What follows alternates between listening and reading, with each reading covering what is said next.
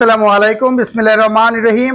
আজকে আমরা সামষ্টিক অর্থনীতির অত্যন্ত গুরুত্বপূর্ণ একটি টপিক আপনাদের সামনে উপস্থাপন করব, যেটি অনার্স প্রথম বর্ষ, তৃতীয় বর্ষ এবং মাস্টার্সে রয়েছে এবং বিভিন্ন ডিপার্টমেন্টের সামষ্টিক অর্থনীতিতে এই তথ্যটা রয়েছে। খেয়াল করেন প্রত্যেকে। প্রশ্নটা কি? প্রশ্নটা হচ্ছে কার্যকরী চাহিদা ধারণাটি ব্যাখ্যা করা, অথবা আসতে পারে কেন্সের কার্যকরী চাহিদা তত্ত্বটি ব্যাখ্যা করা। আমরা এই তথ্যটা A to Z শেষ করব এবং প্রত্যেকে বুঝবেন ইনশাল্লাহ প্রথম থেকে শেষ পর্যন্ত ক্লাসটা দেখলে। আমরা প্রথমে যতটুকু লিখতে হবে সেটা আপনাদের কাছে উপস্থাপন করার চেষ্টা করতেছি। লিখবেন সমাধান, লেখা আপনারা লিখবেন যে কার্যকরী চাহিদা ধারণার প্রবর্তক লর্ড জেমস কেন্স।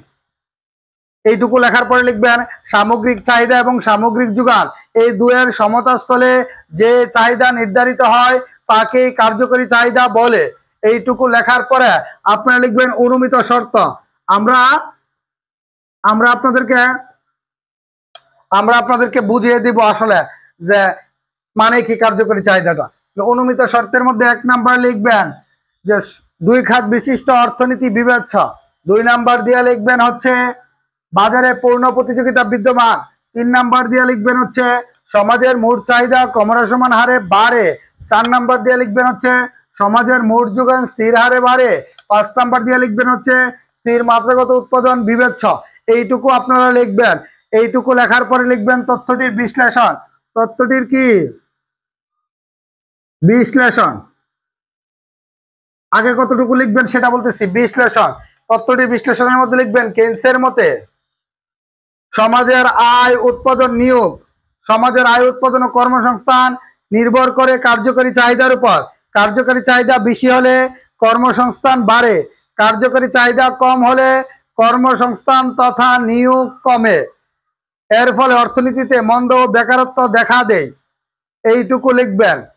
লেখার পরে লিখবেন কেন্সের মতে স্বল্পকালে সামগ্রিক যোগান স্থির থাকে, তাই সামগ্রিক চাহিদার উপর কার্যকরী চাহিদা ও নিয়োগ নির্ভর করে।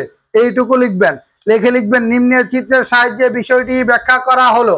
লিখে আপনারা চিত্রটা অঙ্কন করবেন। দেখেন, আমরা প্রথম থেকে শেষগুলা আবার বুঝাবো আপনাদেরকে। আগে শুধু বলতেছি কতটুকু লিখতে হবে। এই যে চিত্রটা আপনারা লিখছেন, এই চিত্রের ভূমি অক্ষে আপনারা লিখবেন হচ্ছে আয়, উৎপাদন, নিয়োগ, আর লম্ব অক্ষে লিখবেন এডি আর এস। এডি মানে এগ্রিগেট ডিমান্ড, এস মানে এগ্রিগেট সাপ্লাই, অর্থাৎ সামগ্রিক চাহিদা ও সামগ্রিক যোগান। এইটুকু লেখার পরে আপনারা কি করবেন?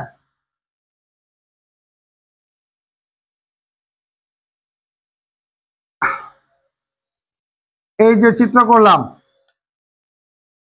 কথা ক্লিয়ার? এটার মধ্যে দিবেন ই। বুঝতে পারছেন?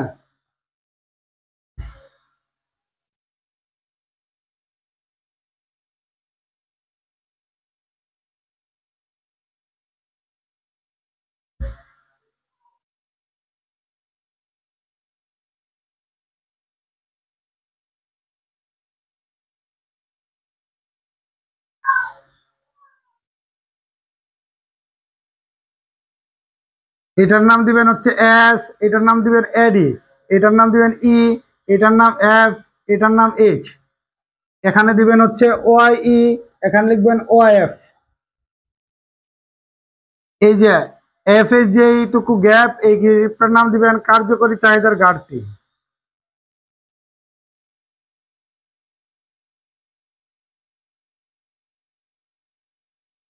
আর এইটা হচ্ছে অপূর্ণ নিয়োগের ভারসাম্য বিন্দু। এই বিন্দুটা হচ্ছে অপূর্ণ নিয়োগের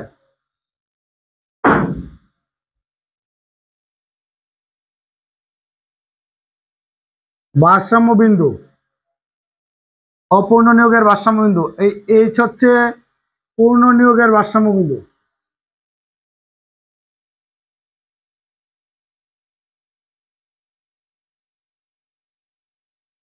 এইটুকু আমরা এখন চিত্রটার ব্যাখ্যা দেওয়ার চেষ্টা করব ইনশাল্লাহ। কথা বুঝতে পারছেন? লেখেন, লিখবেন চিত্রে ভূমি অক্ষে আয় উৎপাদন ও নিয়োগ এবং লম্ব অক্ষে এডি এবং এস নির্দেশ করা হলো। পরে লিখবেন এডি হলো সামগ্রিক চাহিদা রেখা, এস হলো সামগ্রিক যোগান রেখা। রেখা দুটি পরস্পরকে ই বিন্দুতে ছেদ করায় ই হলো ভারসাম্য বিন্দু। এই ক্ষেত্রে কার্যকরী চাহিদার পরিমাণ ওয়াই ই। এই ক্ষেত্রে কার্যকরী চাহিদার পরিমাণ কি? Y E. এইটুকু লেখার পরে লিখবেন কেন্সের মতে ই হচ্ছে অপূর্ণ নিয়োগের ভারসাম্য বিন্দু, এইচ হলো পূর্ণ নিয়োগের ভারসাম্য বিন্দু। সমাজে এফএস পরিমাণ, যে এফএস পরিমাণ কার্যকরী চাহিদা ঘাটতি থাকার কারণে অর্থনীতি পূর্ণ নিয়োগ স্তরের এইচ বিন্দুতে ভারসাম্য অর্জন করতে পারে না। এই ক্ষেত্রে সমাজে ওয়াই ও এফ পরিমাণ শ্রমিক বেকার থাকবে বা বেকারত্ব দেখা দিবে। ওয়াই ও এফ পরিমাণ শ্রমিক কি দেখা দিবে? বেকারত্ব দেখা দিবে। এইটুকু ব্যাখ্যা লিখবেন, ঠিক আছে? তাইলে কার্যকরী চাহিদাটা আপনারা সম্পূর্ণ লিখতে পারবেন। এখন আমরা লিখলাম, আমাদের তো বোঝার বিষয়টাও আছে, কি বলছে সেটা আগে বুঝেন। আমাদের ফার্স্টেই সমাধান দিয়ে বলছিলাম যে এই কার্যকরী চাহিদার ধারণাটা প্রবর্তন করছেন কে? লর্ড জে এম কেন্স, লর্ড জন ম্যানার কেন্স, যে দ্বারা জন, এম দ্বারা ম্যানার, কেন্স। কেন্স এই ধারণাটা কি করছেন? প্রবর্তন করছেন। কেন্স বলছে সামগ্রিক চাহিদা, বুঝছেন?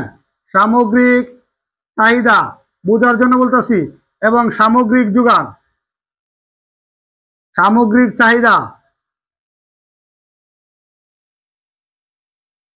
ও সামগ্রিক যোগান এই দুইটার সমান হলে বা সমতাস্থলে যে চাহিদাটা নির্ধারিত হয় এটার নাম কার্যকরী চাহিদা। সামগ্রিক চাহিদা ও সামগ্রিক যোগান এই দুটা সমান হলে যে চাহিদাটা নির্ধারিত হয় এটার নাম কি চাহিদা? এটার নাম হচ্ছে কার্যকরী চাহিদা। এটা খেলছে কে? কেস। অনুমিত শর্ত দিছে 5টা। এই অনুমিত শর্তের মধ্যে দুই খাত বিশিষ্ট অর্থনীতি বিবেচ্য। আমরা জানি অর্থনীতি 2 খাত আছে, 3 খাত আছে, 4 খাত আছে, এখানে 2 খাত বিবেচ্য। পরবর্তীতে বাজারে পূর্ণ প্রতিযোগিতা বিদ্যমান থাকবে। সমাজের মোট চাহিদা ক্রমহ্রাসমান হারে বাড়ে, চাহিদা বাড়ে কিন্তু ক্রমহ্রাসমান হারে। আর মোট যোগান কি থাকে? স্থির হারে বাড়ে। স্থির মাত্রাগত উৎপাদন বিবেচ্য। তথ্যটি বিশ্লেষণের মধ্যে কেন্স বলছে যে কেন্স বলছে আয়, উৎপাদন, নিয়োগ এইগুলা নির্ভর করে কার্যকরী চাহিদার উপর। এর মানে আয়, উৎপাদন, নিয়োগের উপর যেহেতু কার্যকরী চাহিদা নির্ভর করে, আয়, উৎপাদন, নিয়োগ বা কর্মসংস্থান কার উপর নির্ভর করে? এই কার্যকরী চাহিদার উপর। কথা বুঝছেন কিনা বলেন?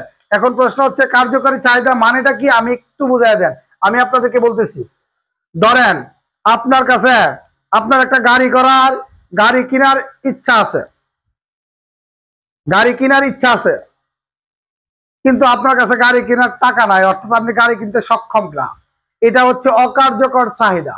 আর আপনার কাছে গাড়ি কেনার টাকা আছে, আপনার গাড়ি কেনার ইচ্ছেও আছে, অর্থাৎ আপনি চাহিদা করার ইচ্ছা আছে, এটার সাথে আপনার যোগান অসক্ষমতা আছে, তখন এটাকে বলা হয় কার্যকরী চাহিদা। যখন আপনি ধরেন একটা আইফোন কিনবেন, আইফোন কিনলে 2 লাখ টাকা লাগে। এই 2 লাখ টাকা দেওয়ার সক্ষমতা যদি আপনার না থাকে, কিন্তু আইফোন কেনার ইচ্ছা আছে, এইখানে যে চাহিদাটা হবে এটা হবে অকার্যকর চাহিদা, অর্থাৎ অবাস্তব বা অকার্যকর চাহিদা।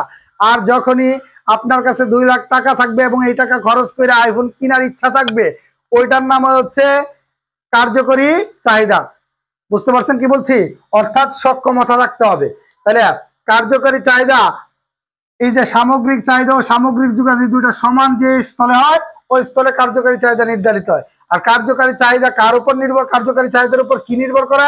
সমাজের আয়, উৎপাদন ও কর্মসংস্থান। যদি কার্যকরী চাহিদা বেশি হয়, কথা বুঝেন, কার্যকরী চাহিদা বেশি হয়, কার্যকরী চাহিদা যদি বেশি হয়, কার্যকরী চাহিদা বেশি হইলে কর্মসংস্থান বাড়ে। আপনি যখন বেশি চাহিদা হবে, এটা বাস্তব চাহিদা বা কার্যকরী চাহিদা হবে, তখন দেখবেন কর্মসংস্থান বাড়বে। বরং আপনি যদি আইফোন কিনতে যান, তাইলে আইফোন কোম্পানি আরো একটা আইফোন উৎপাদন করতে হবে, ওই ক্ষেত্রে নিয়োগ দিতে হবে শ্রমিক, বা শ্রমিকের কর্মসংস্থান বাড়বে। শুধু একটা না, অসংখ্য। কথা বুঝতে পারছেন? মানুষের কার্যকরী চাহিদা যখন বেশি হবে, অর্থাৎ মানুষের বেশি দ্রব্য কিনতে যাবে, তখন উৎপাদন বেশি করতে পারে। উৎপাদন বেশি করতে গেলে নিয়োগ দিতে হবে শ্রমিক। এই ক্ষেত্রে কার্যকরী চাহিদা বেশি হলে কর্মসংস্থান কি করবে? বাড়বে। আর যদি কার্যকরী চাহিদা কম হয়, মানুষের বাজার থেকে দ্রব্য সামগ্রী কম কিনে, তাহলে উৎপাদন কম হবে। আর উৎপাদন যদি কম হয়, তাহলে কি হবে? শ্রমিক ছাঁটাই করে দিবে, অর্থাৎ বেকারত্ব দেখা দিবে। ঠিক আছে। এর ফলে অর্থনীতি যখন দেশে বেকারত্ব দেখা দিবে তখন অর্থনীতিতে মন্দা দেখা দিবে। কথা বুঝতে পারছেন? এইগুলাই আমাদের বিশ্লেষণের ক্ষেত্রে বলছে যে কার্যকারী চাহিদা বেশি হলে মানুষ কর্মসংস্থান বৃদ্ধি পাবে মানুষের। আর যদি কার্যকারী চাহিদা কমে যায়, কার্যকারী চাহিদা কমে যাওয়া মানে বাজার থেকে আপনি কম দ্রব্য সামগ্রী কিনবেন, তাহলে কম দ্রব্য সামগ্রী কিনলে উৎপাদনও কমে যাবে, উৎপাদন কমে গেলে শ্রমিক ছাঁটাই করা হবে, অর্থাৎ কর্মসংস্থান কমবে। আর যখন কর্মসংস্থান কমবে তখন দেশে বেকারত্ব এবং মন্দা দেখা দিবে। এইটুকু আমাদেরকে বলছে। এইটুকুর পরে আমাদের এই চিত্রের ব্যাখ্যার মধ্যে দেখেন বলছে চিত্রে ভূমি অক্ষে আয়, উৎপাদন ও নিয়োগ, লম্ব অক্ষে এডি এবং এস নির্দেশ করা হলো। এডি হলো সামগ্রিক চাহিদা রেখা, এস হলো সামগ্রিক যোগান রেখা। রেখা দুইটি পরস্পরকে ই বিন্দুতে ছেদ করায়, ই হলো ভারসাম্য বিন্দু। এই ক্ষেত্রে কার্যকারী চাহিদার পরিমাণ ওয়াই, কারণ আয়, উৎপাদন, নিয়োগ নির্ভর করে কার্যকারী চাহিদার উপর। এর মানে এইটা যে কথা, কার্যকারী চাহিদা একই কথা। তাহলে কার্যকারী চাহিদা কার উপর নির্ভর করে? ওয়াই এর উপর। কথা বলতে পারছেন? আচ্ছা, এইটুকুর উপর। এবং কার্যকারী চাহিদা এটার উপর নির্ভর করে, সরি, কার্যকারী চাহিদার পরিমাণ ওয়াই পরিমাণ। কিন্তু কেন্স বলছে ই হচ্ছে অপূর্ণ নিয়োগের ভারসাম্য বিন্দু। কেন্স বলছে কি? এটা হচ্ছে অপূর্ণ নিয়োগের ভারসাম্য বিন্দু। অপূর্ণ নিয়োগ মানে কি? এই বিন্দুতে যখন ভারসাম্য অর্জিত হয় তখন দেশের প্রচলিত মজুরিতে যারা কাজ করতে ইচ্ছুক সকল লোক কাজ পায় না, অর্থাৎ কিছু সংখ্যক লোক বেকার থাকে। এই বেকার থাকে হচ্ছে অপূর্ণ নিয়োগ। তাহলে এইটা এখন কেন্সের মতে এইচ হচ্ছে পূর্ণ নিয়োগ। এই পূর্ণ নিয়োগ মানে কি? প্রচলিত মজুরিতে সমাজে যত মানুষ বা রাষ্ট্রে যত মানুষ কাজ করতে ইচ্ছুক সবাই যখন কাজ পায় তখন তাকে পূর্ণ নিয়োগ বলে। তাহলে পূর্ণ নিয়োগ স্তর হচ্ছে এইটা। এখন এই জায়গায় ভারসাম্য অর্জন করতে পারে না কেন? এই যে এইটুকু কার্যকরী চাহিদা ঘাটতির কারণে। কার্যকরী চাহিদা ঘাটতি থাকে এখানে। ঘাটতি থাকে মানে কি? মানে শর্ট থাকে। কতটুকু? এইটুকুর। এফএস পরিমাণ কার্যকরী চাহিদা ঘাটতি থাকার কারণে এই বিন্দুতে ভারসাম্য অর্জিত হতে পারে না। আর এই বিন্দুতে যদি ভারসাম্য অর্জিত হইতে পারতো তাহলে কিন্তু পূর্ণ নিয়োগ হইতো, অর্থাৎ সমাজে বেকার থাকতো না, বেকার না থাকলে দেশ ভালো থাকতো বা সমৃদ্ধির দিকে ধাবিত হইতো। এখন এই যে এফএস পরিমাণ কার্যকরী চাহিদা ঘাটতি থাকার কারণে এস বিন্দুতে বা পূর্ণ নিয়োগ স্তরে ভারসাম্য অর্জন করতে পারে না। আর এইটুকু ঘাটতি থাকার কারণে সমাজে এইটুকু পরিমাণ শ্রমিক বেকার থাকে। এই তো ওয়াই পরিমাণ শ্রমিক কি থাকে? বেকার থাকে। কথা ক্লিয়ার? আচ্ছা, আশা করছি কার্যকারী চাহিদার তথ্যটি আপনারা পারবেন। খুদা হাফেজ, ভালো থাকবেন।